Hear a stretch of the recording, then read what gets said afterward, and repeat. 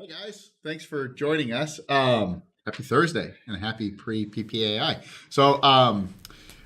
Today we're going to talk about our our roadmap and what we have set up for our 5-year goal to reach 21 million in revenue. And so I'm James Hamsey. This is Gene Hamsey. He's getting some stuff set up real quick. He did a quick restart on his computer. Yeah, I'm a little behind. Yeah, no, you're good. You're good. So anyways, but one of the things we're going to talk about is our 5-year plan and kind of what we're working on there. And then we're doing we've got just a ton of projects going, which I kind of see them outlined here. But one of the big projects that we're working on right now is our website upgrade.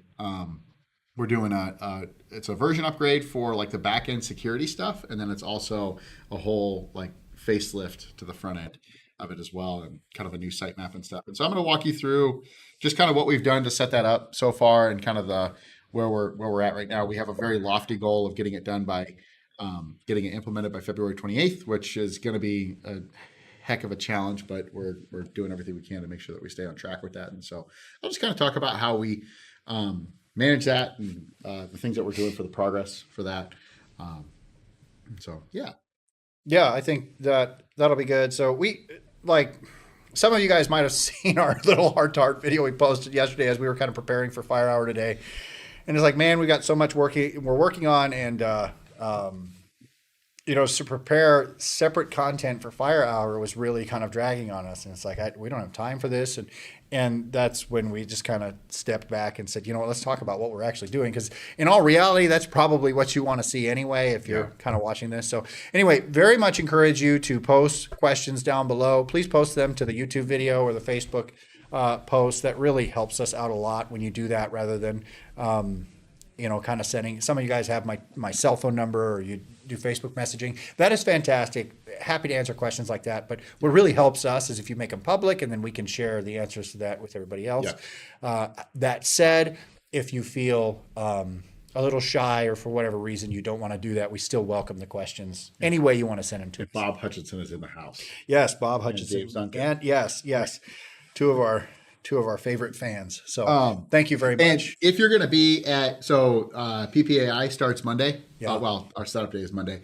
Tuesday is the start of PPAI in Las Vegas. If you're going to be there, we would love to meet you in person. What booth are we at? We're at booth 1513. You sure?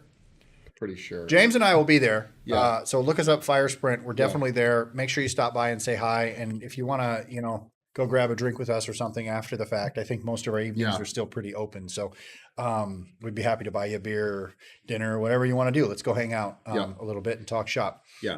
And so we'll be there. We're both 1513. I'm 99% sure. 1513. So, but anyway, everybody downloads the app and put Fire Sprint in there, and you'll see us, or if you walk the show floor, you'll run into us eventually. But so anyways, let us know if you're going to be there. We'd love to meet you in person. So let's go through, before we dive, I know you want to talk about the website. You're very eager to talk about it. And frankly, we've done a really good job of, you have taken you and Jay, and we've got our web team. There's about 5 or 6 people who are like really devoted full time for the next 2 months to get our website changeover, because it's one of the biggest lifts we have over the next 2 months. And we want to get it done before we start to get really busy. Yeah. About early to mid March, we start to really ramp up. And so we're working hard on that. So that's a huge thing. Yeah. But before we get into that, let's talk about the bigger plan that we have in terms of our 5-year roadmap that we're kind of looking towards, which 5 years is a long time. I mean, I feel like planning out 5 years is like important for your company. It's important for us to like think about what things look like in 5 years, but then like actually trying to put action plans and steps together 5 years out, or like, it feels almost worthless to me. And because it's just so much is going to change between now and then. Yeah. So we're starting to learn that, yes, we've got kind of these 5-year goals, which are big goals in 5 years is 21 million in revenue. So it's about 3 times what we did in 2024. Yeah. But like, how do we get there actually has a lot more to do with what we're doing this quarter than what we're doing in quarter 13 of our 5-year plan, right? What's important though, when you are setting a 5-year goal, is you have a wildly important goal. Yeah. That you're lofting, and it's out there, and that's that. And then how you get there, understand that route could change, right? Because there's a lot of problems that are going to rear their face or show their face, I guess, when this as we grow and as we go into things and stuff. I mean, there's a couple points. Like one of the things that we don't actually have on here is, there's a possibility that we have to move in this process, right? Yeah, And so, it is kind of on here. We good. get into that, but yeah. Why don't you share your screen, James? Are you good to do that? And yeah, then Andrew, you got to let's. This is a roadmap that we built. Ernie here actually has really been championing this. So we've mentioned Jay and Ernie, which they're not actually in our facility, but they are. The simplest way to put it, in a way you'd understand, they're consultants, right? Yeah, they're So they're, Jay is on our retainer marketing, with us. Yeah. Yeah, Jay's our marketing consultant, and so I typically work with him. Just about we talk just about every day, but sometimes multiple times a day and stuff. But then Ernie is our CFO consultant, so he works with Mark hand in hand. And we kind of started a few months ago. We tried to do our strategic planning session, which we did one a few years ago, and some of it actually happened. Other things, kind of fell off and stuff. But we're like, we need this new kind of plan to like help drive and help motivate us and stuff. And it's cool for the whole team to see a plan come together like this, because it gives them something to work towards. It gives them something to be excited about. Puts energy back into the company. And we actually flew. So Ernie lives in New York, and so we actually had Ernie come to Omaha to be with us during that. And then Jay lives here in Omaha, so that was easy. So he came, and having them both in the room, just when you've got two people that are outside of the organization, but pretty embedded into the organization, that are not me, Gene, and Mark, because we're three partners, for 17 years now, and it's like sometimes we get stuck in our ways, or sometimes we get like into loggerhead and stuff, and so it's cool to see those guys when you have somebody who really knows their crap. Like they really do. They will keep a conversation going. They will pull us back on track. They're pretty amazing. If they sense tension about something, they'll reroute it. Yeah, right. They're good at that. They're very good at that, and that just comes with experience and who they are. And then they seem to really like us. They like what we're trying to do and be part of a growing company, which is always fun. Yeah. And so it's fantastic. They do a great job. But anyway, let's talk about this. But let's skip marketing, because I know you're like going to talk for an hour about marketing if I let you, right? So, or if I'm not going to let you, but like you'll do it if you want. Sure. But let's talk about kind of go through these sections one at a time here. So we have the way we've set this up here is really Ernie did most of this, but the way this is set up here, we've got our roadmap. You've got kind of the vision for the big areas of our company, the initiatives that are kind of the high level like concepts that we need to accomplish to actually accomplish our vision, that we need to get done to accomplish our vision. And then we have individual action plans, which we'll talk about those verbally. We're not going to get into too many of them on the in the live stream here, but sales and services. So the vision is to boost client satisfaction, business growth by enhancing responsiveness, proactively strengthening client relationships, and fostering our team's growth and capabilities. And so, that's kind of a broad statement, but can you unpack that a little bit? I mean, what and maybe go into the initiatives that we have that we're trying to do with sales and client services to try. And we don't have salespeople. We really have client service team that does some outbound, just, checking in. But beyond that, like we don't have a commissioned salesperson or anything. Well, this is actually, so we had a commissioned salesperson a few years ago, and we just kind of realized that it wasn't something that it wasn't the path that we really wanted to take, because it's hard when you have a salesperson in a company like ours where we've got 2,500, 2,600 clients that all average around a few $1,000s a piece or so, or whatever the number is. I don't know off the top of my head, but they all average around that. Your focus needs to be on them, right? Because they're the ones that keep us going day in and day out, right? They place the $75 order, the $125 order, the $200 order, and so on, and they place hundreds of those a week, right? And when you have a salesperson, it really drives you towards, like, I want to focus on these 10 clients, and I want to pull as much business out of these 10 clients as I possibly can. And so we pulled back from that, but this year we actually, starting in November, was actually one of our big outreach initiatives that we kind of started, and part of that is we were slowing down going in the winter. We wanted to learn from our client base what they liked about us, what they didn't like about us, and stuff. And we've talked to about 800 people or so far this year, or in the last month and a half, and it's been really eye opening for us. and it's been cool. So, but we kind of broke, to get back to this, we broke sales and client services down to 4 steps, which you can see them here. Enhance responsiveness to client calls and emails, develop and implement an API program, and then kind of the maintenance component, which we're not even ready to start on that yet. But we want to make sure that it's on our plan so that we're thinking about it. It's there. Develop technical support and training program, and proactive client outreach. And so, obviously, what I was talking about just a moment ago was the proactive client outreach, where we're trying to convert our customer service staff to more like outreach, so that we can learn more about it. And it does a few things, right? The number one thing is it drums up business for us to do that. The second thing that it does is it gets our client services team more in tune with our client base, right? If you're just reactively taking phone calls all day, you're answering their questions and you're not trying to dig into what they are really trying to do. So that was the fourth one, the proactive client outreach. Yeah. That's us making outbound calls. Yeah. So then we've got, and not to get too deep into it, but we really want to set up an API for clients that have a website. They want to API pump orders directly into us. So we're really looking at a solution called Order Desk to help us with that, Order Desk. And let's not get into too much detail there, because frankly, we don't know what we're talking about yet.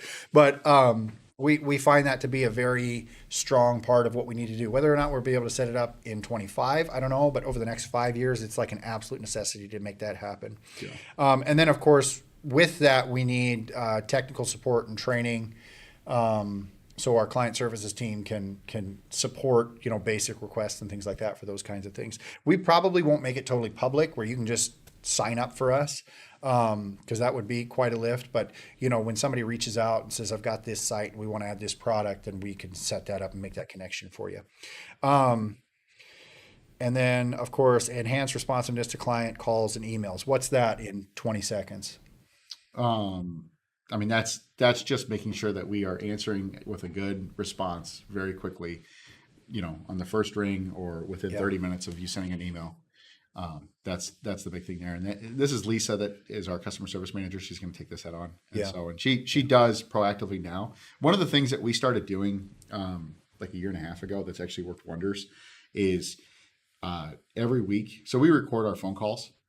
And every single week, Gene, her, and I, the three of us sit down. And our client services team knows this and stuff because they get the feedback from it. And they seem to really appreciate it because we're able to tackle issues head on. So what do we do every week? So every week we listen to – sorry, I'm excited. Every week we listen to we pick out about 10 phone calls and we spot check them. And we look for, different ranges and stuff. And we listen to them. And we give her feedback as to how we think – that could have been handled better, or we praise, the good and stuff. We talk about the bad, praise the good, and how has that worked? Phenomenal. Right, we're seeing continuous improving.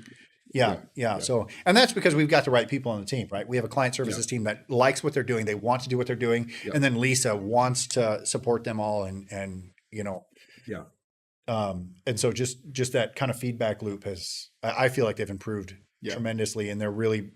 Because client services it's an extension of us, right? Yeah. We used to answer the phones. Yep. And so for a decade, we answered the phones. Yeah. And so we want them to answer the phone and treat issues in the same way that we did, right? Yeah. And that's tough to relay through people. So jumping into... I do want to say one thing. Okay, so develop and implement an API program. The reason why that's on there, and I know we wanted to push back because we really don't know what we're doing with it yet, but the reason why that's on there and why it's an important task for us is because we have, so in 2023, we sold to like 1,600 clients that were regular customers. We call them North Star clients in our database. And we had on average 19 orders from our North Star clients. And then in 2024, we boosted that number from 19 to 22, and we grew that number by 400. So we came up to like 2,100 or something. And I said 2,500 before, but 2,100 are actually North Star ones, and there's a metric that qualifies a client for North Star versus just a regular client. And so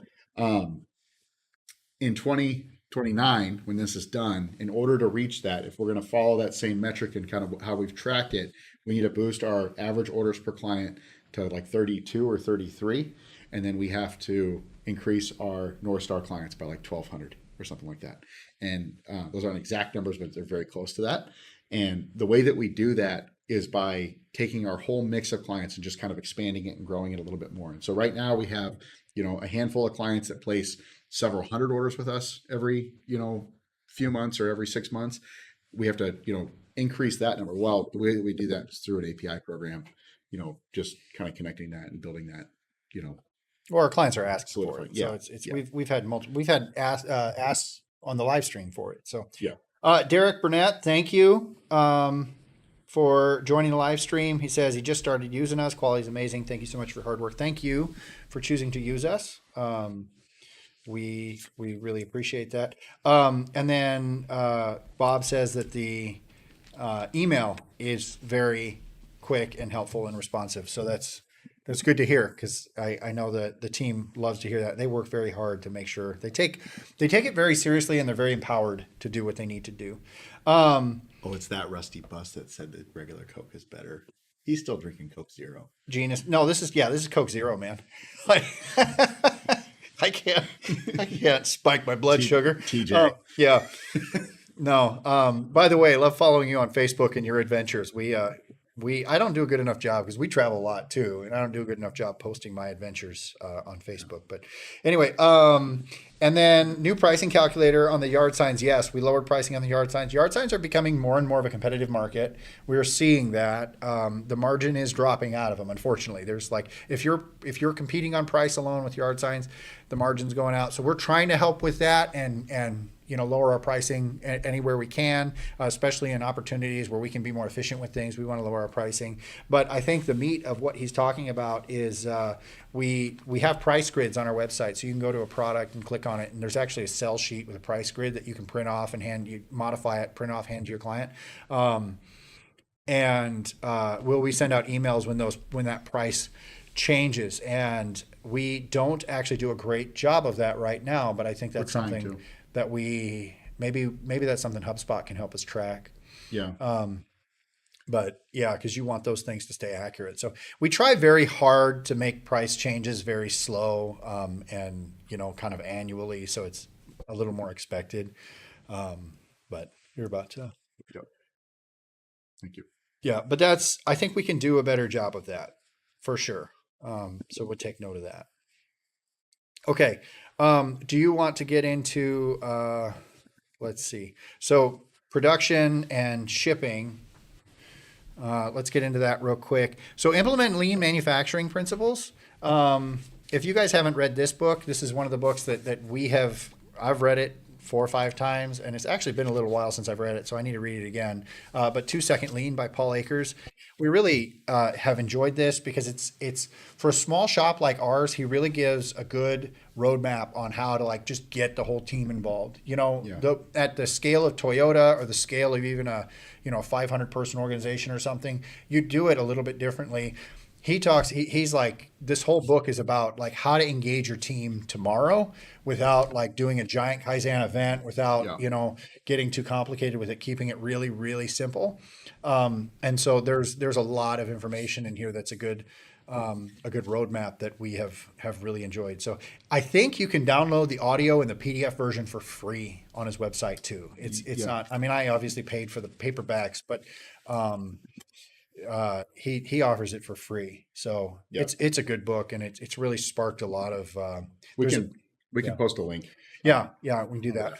And then, so we just want to get back into that, doing more lean. And then our team is getting really excited about some of the things that we're doing. Cross-training program kind of falls into all that same thing. We're really trying to move towards not having specific. We have operators who all they come in and do is run the Durst all day.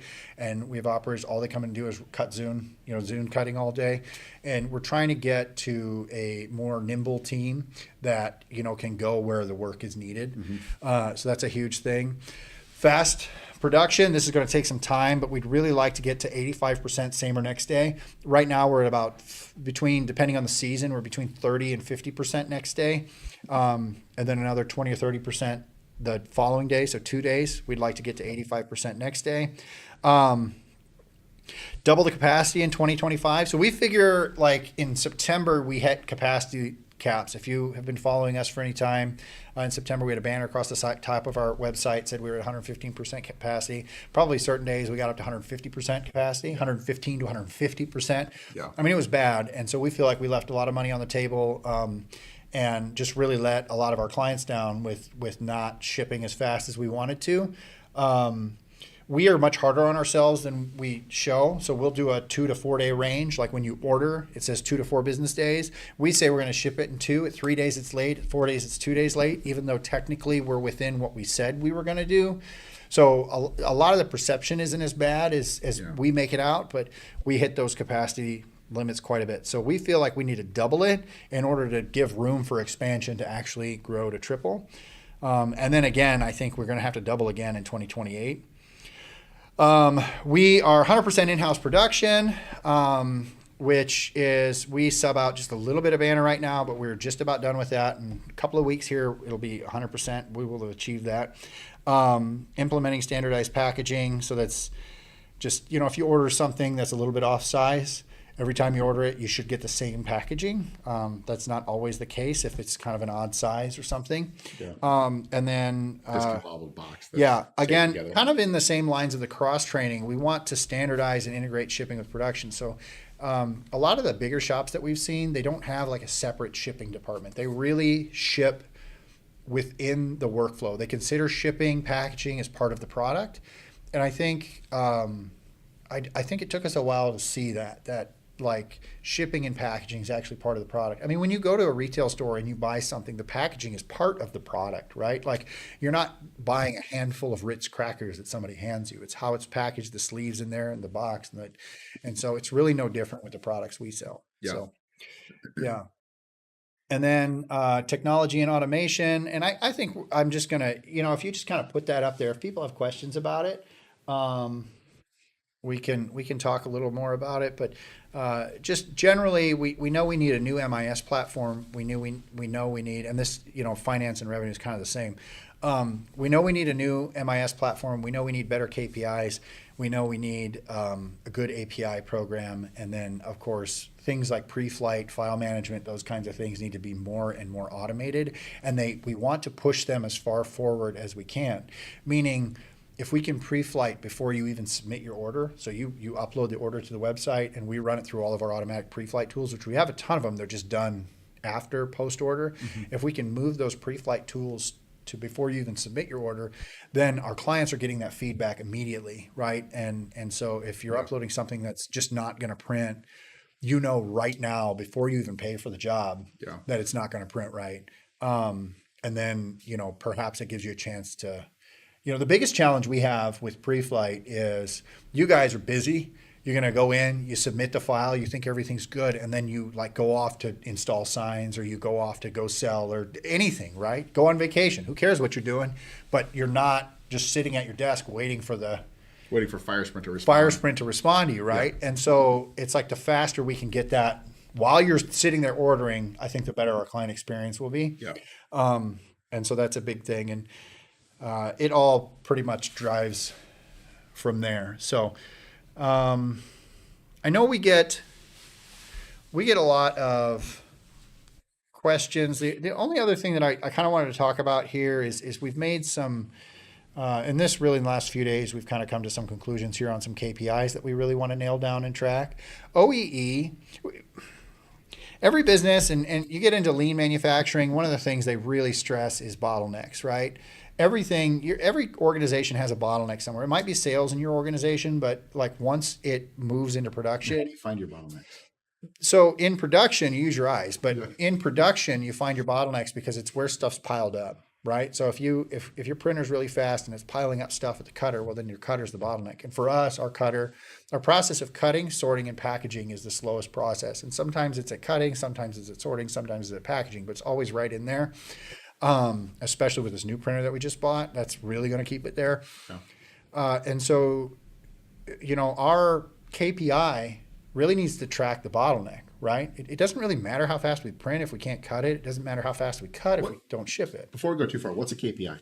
Okay, KPI is key performance indicator. So it's a metric. It's a number that you're tracking, right? And so A KPI for this is view time and viewers on there. So that's what tells us or gives us feedback. Another KPI we might have is, do people click on the links in this video? What's the revenue that drives if they go to our website and order something, right? That might be a KPI. We don't really track that on stuff like this, but so it's a metric for tracking performance, right? Yep. And the idea is you want to distill, we talked about this before, but you want to distill a number down that creates a response, right? So when you see it go up or you see it go down, you respond to it. If you're not responding to it, it's not a good KPI. If you see it go up or go down, you're like, and you don't do anything, it's static. It's not a signal, right? It's KPIs can be signals or static.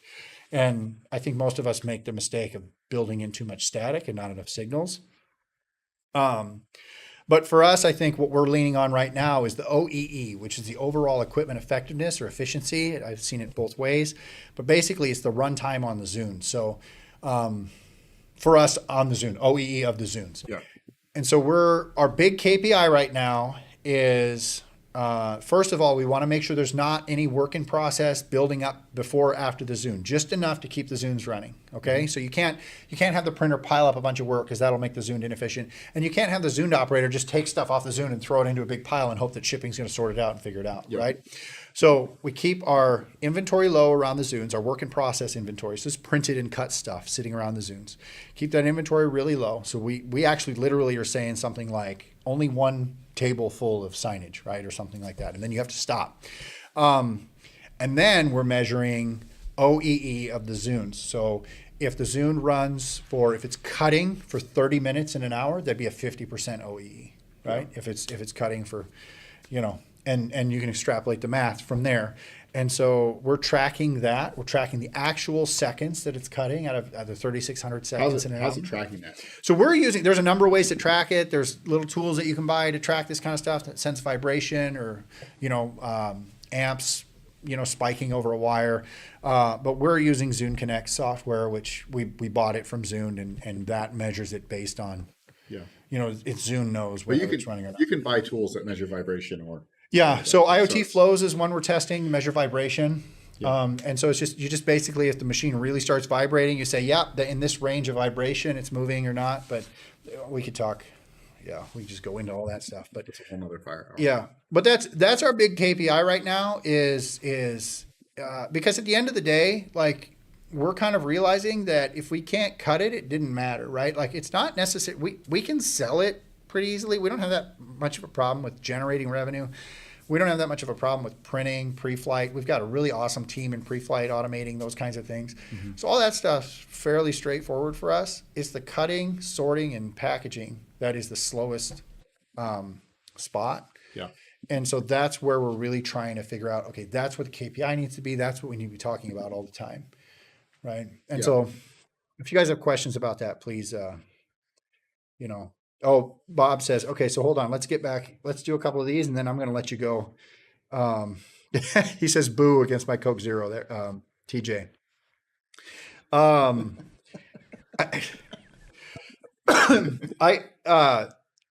think TJ is trying to do us a solid. He's that rusty bus.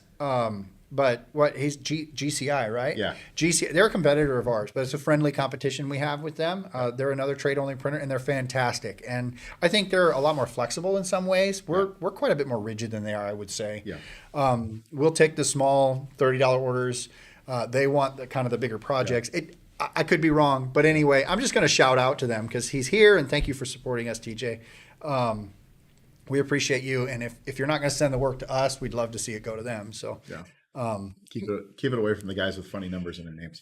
It is. It's the ones with numbers in their names that are the big ones that are the. And then so Bob,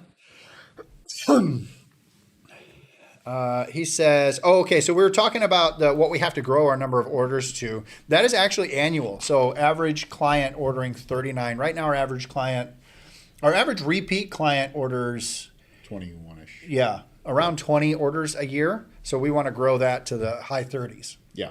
Right? That's right. And then, acrylic probably isn't in our future anytime soon. I'm sorry, Bob. And then he said, I've never had any damages with your packaging, 4-over Cinelite. these other trade printers secure items together, and I usually have damaged corners and scuffs from the items that rub together.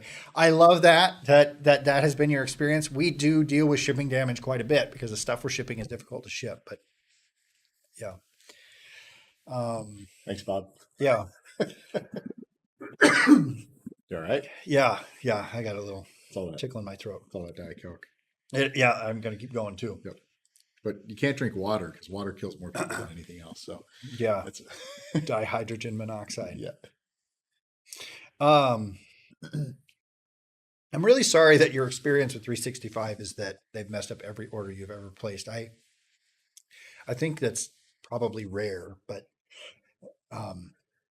that stinks. I mean, that's a pain for everybody. Yeah. We don't even want to see that. That's what We I want was- good competitors. I was just talking to our so every Tuesday we have a manager meeting where we get, like basically anybody who can make a, all right? Yeah, I'm okay. Anybody anybody that can make like a big change here, not that just one person, but anybody in the company can make a change. But we have a manager meeting where we bring kind of all the shift leaders and stuff into the office. And one of the things we were talking about is, shipping damage, because we have a high rate of shipping damage on phone board. It seems like once a week we have a phone board order that goes. And recently we turned off contour cutting on that to help us limit with that. But it was, it's one of the things that I think a lot of people, when you hear feedback, you don't really think of is like, so you got that tracking number from us and you said that this order is going to arrive on Wednesday. You told your client, yep, it'll be ready for you on Thursday. Well, then it gets there Wednesday, it's damaged. It's like, now we've got a minimum of 2 days, because we got to create it and then we got to turn around and ship it. Well, overnight shipping is the fastest way to get it to you unless you're local. And so then you're, like it just, shipping damage just stinks for everybody. Shipping damage is hard. Yeah.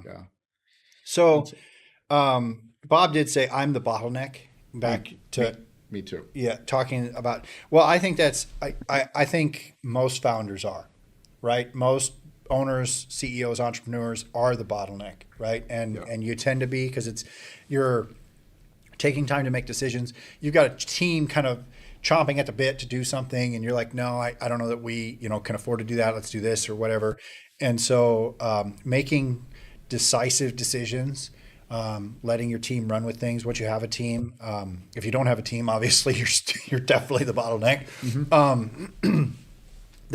I think that's just the founder's dilemma, right? And I think there's a whole book on that, or maybe that means something else. But so we are going through. So back up to this real quick. We are, one of our marketing initiatives is to launch a new highly functional website, and so I feel like there's a lot of why do we need a new website? What's the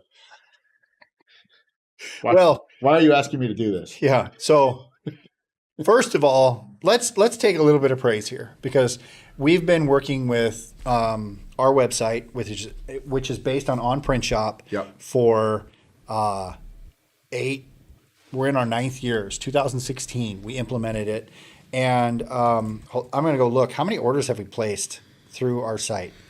Oh, gosh. I'm going to tell you here in just a second. Several.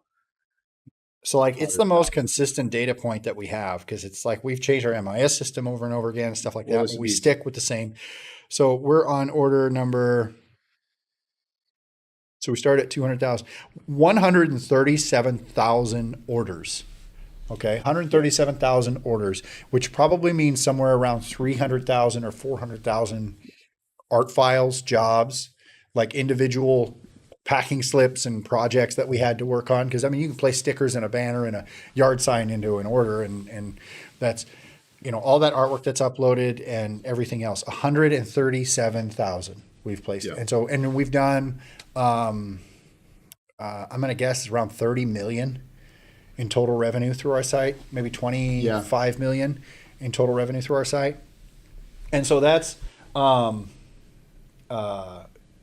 these guys are so supportive. James Reed and Bob. Thank you so much, you guys. Hey, we're at tens and tens and tens yes, and tens of you. And thanks, James. Good name. So I just like our site is great, right? In terms of that, I think we can do a lot better. I think it's time. Yeah. It's still basically the same design that we've had since 2016. Yeah. And so it's time for a makeover. Yeah. Bring us up to current date. Yeah. And then, so one of the things that's also getting wrapped into kind of our facelift, which I'll show you kind of some of the mock-ups of the facelift. But one of the things that's happening is we have a major version upgrade coming, which those are always really good. It's our small version upgrades and stuff. We can kind of push those off and not worry too much about them, like when we're talking about on print shop system. But it's the biggest reason why it's so important for us to go through this is security issues, right? We want to make sure that we're top of the list with all of our security issues, that we're getting through everything. And that was one of the big issues that we had last year was we were going through our upgrade, and that's why our deadline of February 28th is so important, is because we need to get this done before our busy season, which we start picking up kind of mid-March into April, and then by mid-April to mid-May is like gangbusters. That's usually our busiest 8-week season, or 4 to 6 week season of the year. And so and then again in the really fall, critical.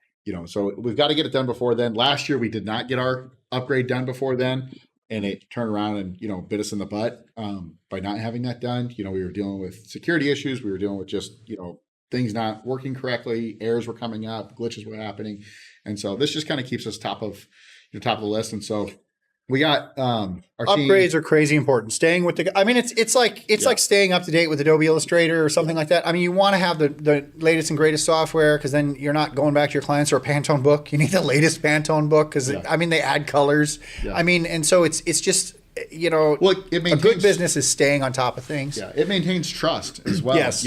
Having an up to date site shows that we're current with the times, and it shows that we are. We're a company that cares about our image and stuff like that. And so you have to. But there's two parts to this. There's like a front end redesign, which is like, we haven't done that in a long time, but we've been staying up to date on the newest version of On Print Shop just pretty consistently. They just launched version 12 now to like the public, and we're going to upgrade our site here the next month to do it. It's typically within 1 to 2 months that we do it. Yeah. So. Our site is heavily customized, so it takes longer. Like, they have to go in and build the upgrade to our customized site, which is, the first time that happened, they were like, we're paying for the license fee, and we have a developer on staff, and they're like, oh yeah, and if you want to upgrade, it's going to cost you more money to the newest version. And it's like, at first but when you start to realize that we forked our site off so much, and what we're actually asking them to do is bring it kind of all back into the fold of the standard product. Yeah. There's a ton of work that goes into that, and there's a cost for that. Yeah. And most of our customizations are due to our pricing. We sell some products by the square inch, we sell some products by the square foot, we round some products up. We've got our screen print. There should be an animated gene. We could do that. That's doable. And then one of the big things, there's two big things that. One of them is just when you come to FireHour.com, if you're a new user, if you've never seen us, heard of us or anything, it takes a little bit for you to figure out that we are actually a trade printer. We don't sell direct at all. There's and so we need to promote that, and we need to be better about that and stuff. And so we're going to kind of rebrand to. It doesn't say, you're right on our homepage, it doesn't say we're a trade printer. And we absolutely are. That's our thing. It's you can't order or see pricing, but anybody that registers, they go to an approval process. And so actually one of our client services team, they go in and check it and stuff. But let's get into it. Let's what's the new site? This is a preview for those. This is our current site. Anybody who's been on it, you've seen it and stuff. Just a quick preview. So they gave us, when we were going through this process, the way it kind of started is they gave us a handful of options, and this is the one that we actually chose for the theme overall. And so obviously this is not our site, and this has got business cards on it and stuff, but this is kind of the overall theme that we like. So this was like picking a theme. You mean like they gave us a bunch of different looks and feels, and they're like, which one do you like the best? Which one do you want to, what's your starting point, right? Yep. Okay. Yep, exactly. All right. And then since we are, more on the custom side, we decided to be even more custom. And so that's where they came in and they actually kind of customized this to our liking. And so we are working through it slowly and stuff. And what tool are we using to communicate with them? Figma is the tool that we've been using. What is Figma? Figma's it's like somebody out there probably knows way more about this than I do. But how do you use it? I use it because it's a design tool that they're able to take a snapshot of and so this is actually Figma here, and this is our current. So we've got 3 options for our mobile homepage, or our homepage at FireHour.com, And so this is option number 2 here. I like this one the best. And obviously the pictures and stuff are going to change. We follow all that. The content that's on here. We don't have a printer that looks like that at all. And so but they used AI to kind of generate some of these. I know, isn't that so cool? So they're like filling in information with just AI generated images. Just to give us a better look and feel. I mean, this is on Print Shop doing this, right? Or do we hire somebody else to do this? No, this is on Print Shop. Okay, on Print Shop's doing this in-house. Yeah. Okay. These are all AI generated images, which are like crazy relevant. The banner, stuff, the magnet. That's nuts. That's AI is crazy. It's I tell you, it's one of those waves. We're either going to jump on it and ride it, or it's going to tsunami bury us. We actually we AI generated this picture of no, I'm just kidding. This is a YouTube link that was embedded. And so we are going to. It's the start of our shop tour. If you haven't seen that, that's I think the first video on our YouTube. It is. And so we're going to embed YouTube videos and stuff. There's another spot that we do it. We've got them here, where we're going to kind of embed them because that's probably one of our biggest knowledge sources for products and stuff. And to find out more. YouTube videos. So as we continue to grow that. And so, but yeah. So anyways, we've been using Figma. Figma actually started out when they first were showing us mock-ups and stuff. They didn't have anything on here, but they were kind of working through this. And so these were some of the first mock-ups that we were getting. I'll try and scroll slowly through here so it doesn't jump on you too much. But we were just kind of going through and working these out. And Figma's really nice because you can like click and drag things. And they've got a specialist on staff that really understands the software.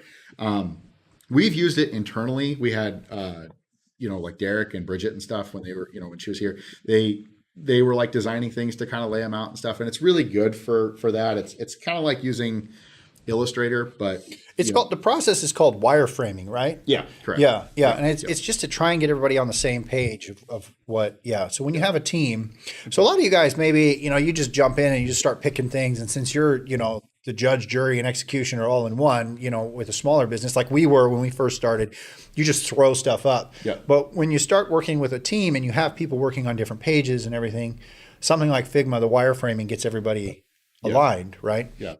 And it's hard because the way that we've always worked with on Print Shop in the past is it's like we kind of like throw it together and then we put it out there and we make it live and then we go through and we critique it and stuff. Well, we're trying not to do it with this time. We're trying to do it the right way. And so Jay's really been helping me kind of keep my mind straight and keep things organized with this. And so he's been really the one that's like been driving, to keep everybody on track, keep the feedback loop going, making sure that we're updating this as necessary. Everybody's been doing a great job. He'll pick little things apart here and say, this isn't the kind of map that we want. We want something different, and ignore this map. Yeah. Don't.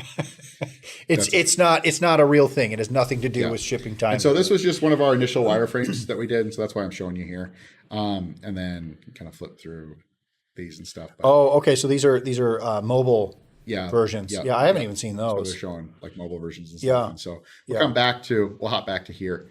And so you can kind of see this one this will be like our new product page. Yeah. What we'll do. And, we pick that initial theme, but then we're customizing it from there. Mm-hmm. Right. We're kind of bringing things together. And a lot of these photos are all AI generated. A lot of this stuff is going to change. We're not quite sure how we're going to set this up yet, but we'll be making these decisions here soon. And I'll show you guys our timeline for making all these decisions.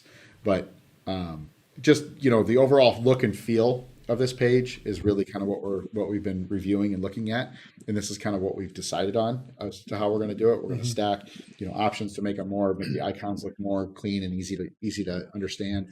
We'll have these don't actually click on anything, but basically you'll be able to thumb through these tabs, making it so that it's not just an endless scroll of our product pages, and so that the content's right there and nicely organized. So Bob mentioned, I want to interrupt you just for a second because I want to talk. I know we've got a couple of people on here who I've invited here that are like really interested in on Print Shop, maybe setting up their own website. I don't know if you have your own site yet or not. I know Bob is working with Inksoft, and the concepts here that I'm going to talk about are all the same. But the first piece of advice I would give, if anybody's asking if you're on here, I guess you kind of are. If anybody's asking my advice on whether or not to set up like a web to print storefront for your business, if you're a small shop or you don't have at least one full-time person to really devote to it, unfortunately my advice would be don't do it. right? It's going to take you on this journey that is so challenging. And Well, it might not be for your client yeah, base, yeah. right? If your you don't- clients don't use it, it's like you're not going to turn this thing on and then suddenly Google's like going to open the floodgates to you. No, it's going to be the clients that are already buying from you that decide to go on here and buy this, Yeah. and then instead of getting a call to place an order, they're going to call you for tech support. Yeah. Right? It took us from 2015 to 2020 to start forcing all orders to Yeah. our website. Yeah. And then it was 2023. It was last year that we decided that, okay, we're no longer going to accept an emailed order. Yeah, we're 100% Right. e-commerce. And we, Yeah. we've seen clients dip off because of that. We've seen other clients grow because of it. We've gotten more clients because our focus has changed. But I mean, it took us our whole lifespan so far, 17 years to really get to the point to where we are today. Yeah. So Well, and I have and we had many versions, many different sites, things like that. We joined on Print Shop in 2016, but we had a custom website before that and a custom website before that. So we had a website in 2012 that you could place orders with. Yeah. But anyway, I have a story about grommets that I want to tell, and it's, if you are going to do this, hopefully this story will resonate with you a little bit. But when we were first, it was our second version of our website. This was maybe 2013, 14. And we had bought a grommet press and we were doing grommets in corrugated plastic, right? And that was like the product that we offered, is you could buy a yard sign with grommets in it. And we were thinking, man, if we add grommets to a yard sign to 24 by 18, suddenly you can only fit 70 in a box where normally you could fit 100. The box weighs more because all this stuff. Yeah. And so we were like trying to calculate, okay, so if somebody selects grommets, we need to change the package dimensions of the product, right? So that we quote shipping correctly. We weren't offering free shipping at the time, so we quote free shipping correctly.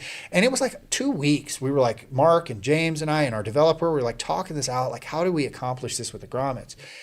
And then we stopped and we went back and we looked at it. It's like, man, like, let's just charge a penny more for the grommet, right? Let's go from 34 cents to 35 cents on the grommet. And do we think that'll cover it? Yeah, that'll probably cover all the extra shipping costs, right? If not, we'll adjust it. You lose some.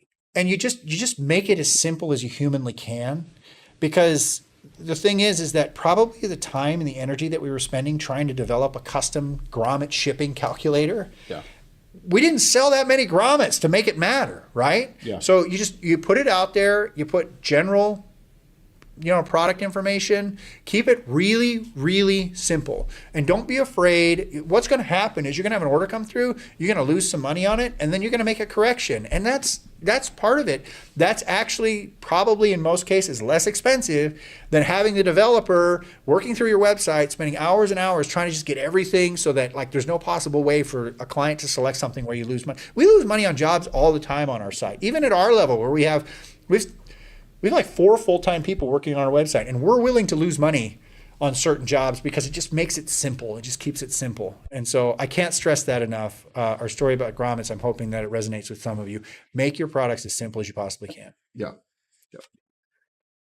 So to get this whole thing started, one of the things that we had to do, which I am not good at, like getting all my ideas down on paper and stuff. I'm really good at talking them through a million different things at once and stuff. And so Jay really helped me come up with this. But you got to create a scope document that brings everything together.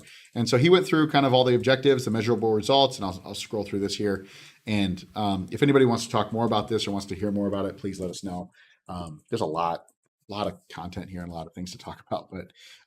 But basically, we just kind of went through and got all of our thoughts on paper. And I mean, we've got hours upon hours of talking this through, about kind of what we think, the scope should look like for this. And then also, what's the future needs of firesprint.com? What are other things that we're going to need, to add in the future and stuff? And then obviously, since we have such a tight deadline on this, what's feasible for us to create versus what's something that's got to come in, version 2.0 or something like that, or version 3.0. And so You don't have an API key or something silly like that we have to go change right now in this document, do you? No. Sorry. It's just, we're pretty open, but we got to be careful. We can't just be sharing passwords and API keys and stuff. No. Yeah. Nothing. Okay. Yeah. Okay, good. Yeah. So once we kind of gave them that scope document, we picked our theme and everything. This last week, because we're already in January week 2 right now.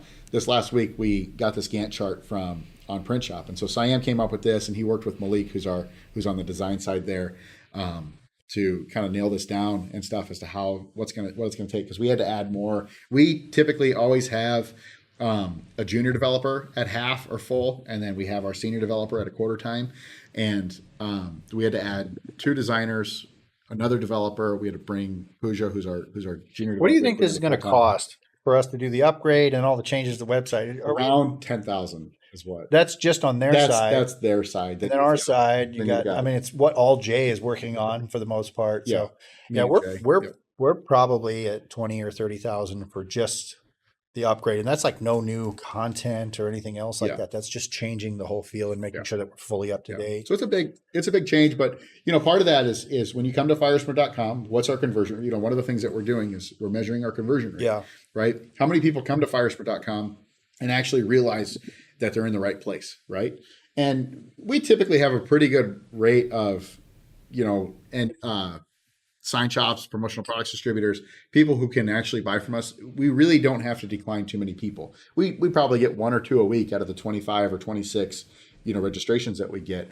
And so really, like our site is doing a good job of relaying that we are trade only, but we get 10,000 visitors a week. Why are more of them not registering with us, right? And so we're hoping that this redesign really kind of helps with that, brings more people in, gets more people to register. We're really looking for more conversions. Yeah, that's true. And then, from a product standpoint, one of the things that we had to do was create a. You know what? I have a quick question. How are you communicating with on-print shops? So I know we have one of the challenges I think that scare a lot of people is the language barrier, right? They're all in India, right? We've got a time zone issue, and then we have a language barrier. They all speak English probably way gooder than me, right? But there's a thick accent with it, right? So there's that challenge. So what are you doing to overcome? Let's start with the time zone issue, because it's like our day is their night, right? Yeah. Well, how do you do that? Well, it'd be tough. It'd be tough. It'd be tough. Okay. So no, that's actually real good. I'm just go ahead. Sorry, I had to respond to your. So they typically work, are like 2 a.m. to 10 a.m. kind of thing is where, and then Siam is usually available since he's the senior developer. He's usually available till 11 or 12.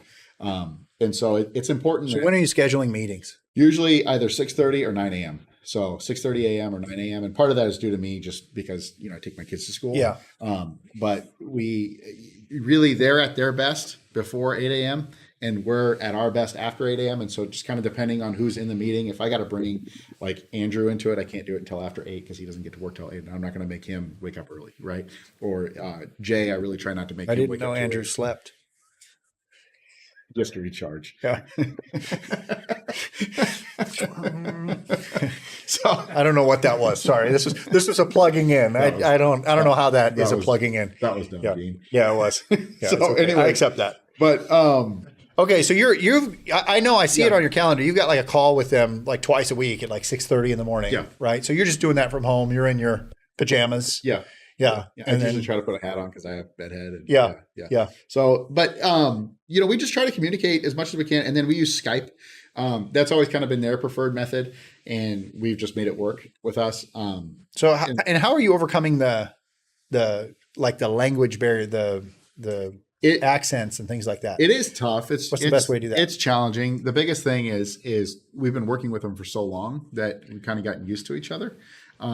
But you just slow down. And if you don't understand something, when you're working with people, it's not just on Print Shop, right? We have a designer overseas. We've got, you've got your assistant, and stuff. And there's accents with each one of them.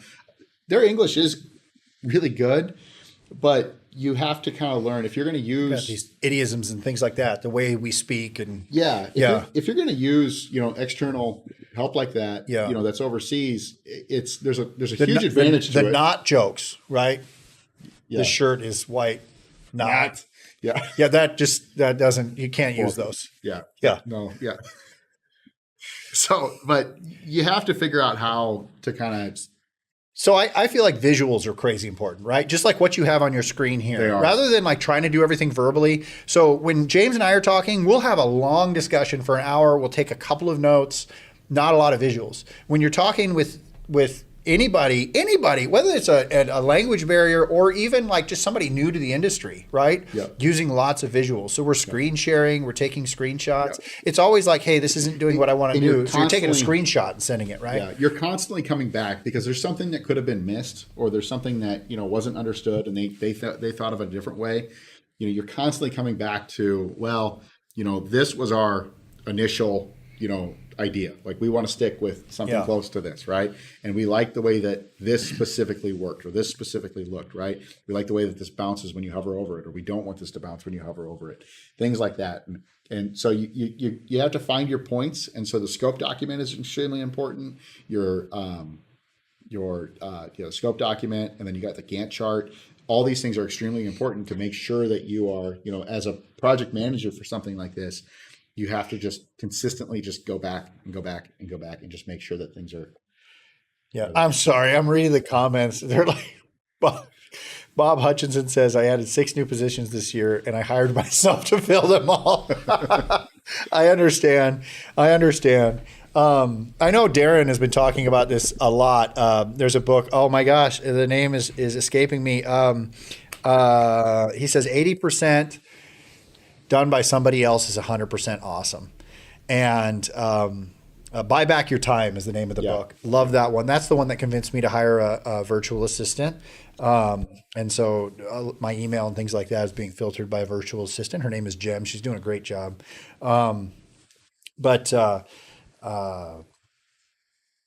It really kind of becomes, if you want to scale, I mean, like the most important, I would say the single most important skill that I focus on, that I feel like I need to learn for us to scale is delegation. Like, how do I get my ideas out, have somebody else take them and run with them, add to them, make them better, and then come back and then with a completed, and that, I mean, you need teams to get stuff done. Yeah. But I completely feel, I mean, we went just years where it was just the 3 of us or maybe one other person. So I get it. I get it. 6 new positions, and I hired myself to fill all of them. One of the things that's really important when you're working with somebody overseas, obviously you need to do everything you can to be a part of their culture, right? And understand their culture. But his name is Bob. That's funny. So sorry. But okay. You focus. You got to be straightforward with them, right? Yeah. Don't be afraid to say, I don't like that. Yeah. Right. And when you're working with somebody here in the United States, it's in your office, you got to kind of, tiptoe around something like that. Yeah. Give them a straight answer back. Yeah. Right. Be direct. And they appreciate that. Frankly, you should be more direct with people. I don't think, most of us aren't direct enough with people here in the U.S. either. But because, I mean, people appreciate knowing where they stand. Yeah. It just seems hard sometimes. But it's really critically important when you're working with somebody not face to face. Yeah. Yeah. Yeah. So, but yeah, I mean, so this is kind of where we're at so far. Obviously we're the second week into this Gantt chart. We got a long ways to go. We have just a ton of work to get done, before we're, kind of on our final sign off week. But, and then not to mention it, we have a trade show right in the middle, which that always is just an immense amount of resources. So again, we at the PPAI show at the Mandalay Bay in Las Vegas. Yep. Booth 1513. And if you're there, we'd love to tell us that you're going to be there. We'd love to, talk to you, and we'd love to meet you at the booth and stuff. And I've convinced my wife to help me as well, but it's just, No, it's, you know what? I will say one of the reasons why I just absolutely love this industry is how easy it is to get into it. There's not a huge barrier to entry. So it's very entrepreneurial. There are just thousands, millions of people who are just kind of stepping into it.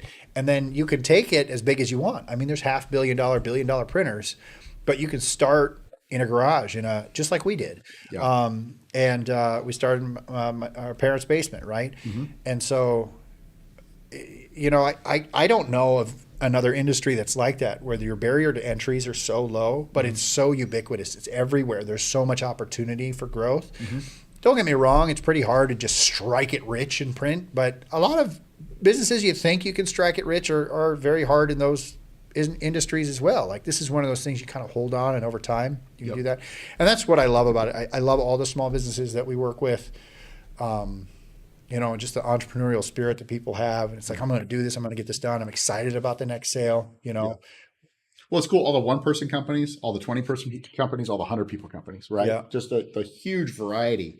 Yeah. And they all have room in the industry to grow. Yeah. They've all got, it's a cool one to be a part of. So, this is I didn't show you guys this yet, but this is kind of our just a wireframe of our sitemap so far. This is kind of currently where we sit. We have a few things to you zoom in on like just a section and then just talk about that just specifically just for one more minute that we've got here. But one of the things that is really bugging me about our current site is since we sell by the square inch, the square foot, you know, and then we have like a rounding tool and stuff across different products, is we'll have a client go in and place an order and they could, you know, if they navigate the wrong way or something, or if they don't dig deep enough into it, they might not find the best possible price on something.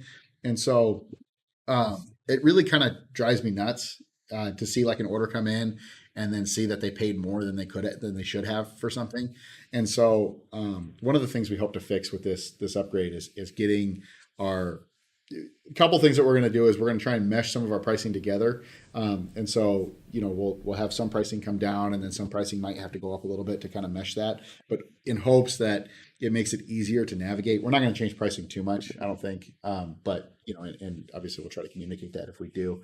But it's really just, you know, how do we drive people to the right product and allow them to have that trust in knowing that they are ordering the right thing. Yeah, we don't want somebody to order on our site and realize, oh, I should have ordered a different way to save some money. That's challenging, but it's just, we need to do a better job of doing that with the different pricing structures we have. And so we've got a long ways to go on our site Yeah. here, but this is kind of how we've started it, you know, with our products and stuff. And so, and I think Jay just built this in Excel. Yep. And so, and you can do it in Figma, you could do it on a whiteboard, you know.